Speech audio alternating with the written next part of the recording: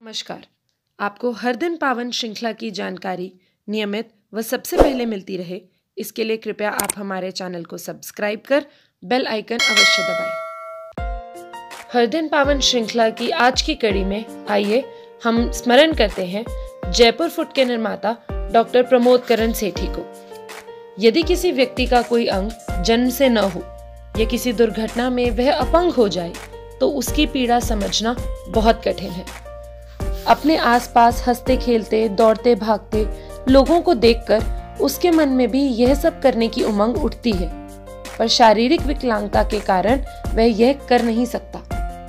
पैर से विकलांग हुए ऐसे लोगों के जीवन में आशा की तेजस्वी किरण बनकर आए डॉक्टर प्रमोद करण सेठी, जिन्होंने जयपुर फुट का निर्माण कर हजारों विकलांगों को चलने योग्य बनाया तथा वैश्विक ख्याति प्राप्त की। डॉक्टर सेठी का जन्म 28 नवंबर 1927 को वाराणसी, उत्तर प्रदेश में हुआ था।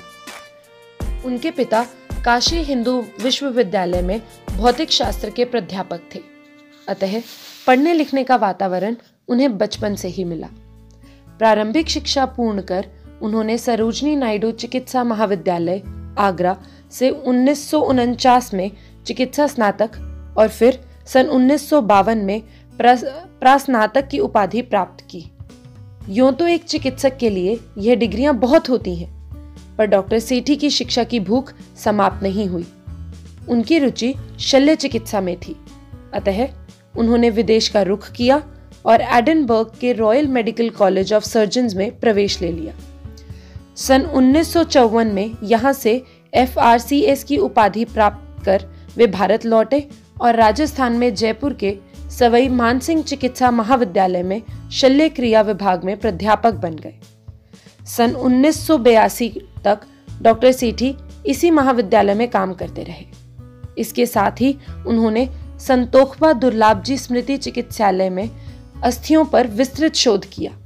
इससे दूर दूर तक उनकी ख्याति एक अस्थि विशेषज्ञ के रूप में हो गई।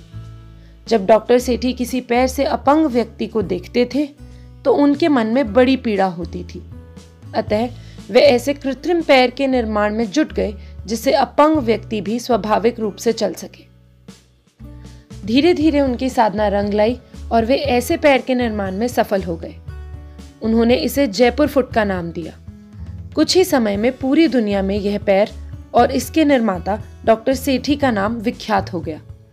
इससे पूर्व लकड़ी की टांग का प्रचलन था। इससे व्यक्ति पैर को मोड़ नहीं सकता था, पर जयपुर फुट में रबड़ का एक ऐसा घुटना भी बनाया गया जिससे पैर मुड़ सकता था। थोड़े अभ्यास के बाद व्यक्ति इससे स्वाभाविक रूप से चलने लगता था और देखने वाले को उसकी विकलांगता का पता ही नहीं लग पाता था। इससे उसके आत्मविश्वास में बहुत वृद्धि होती थी। जयपुर फुट का प्रयोग दुनिया के कई प्रमुख लोगों ने किया।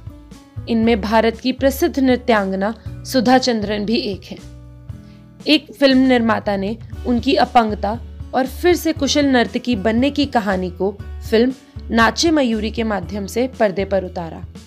इससे डॉक्टर सेठी का नाम घर घर में पहचाना जाने लगा। इसके बाद भी उन्होंने विश्राम नहीं लिया।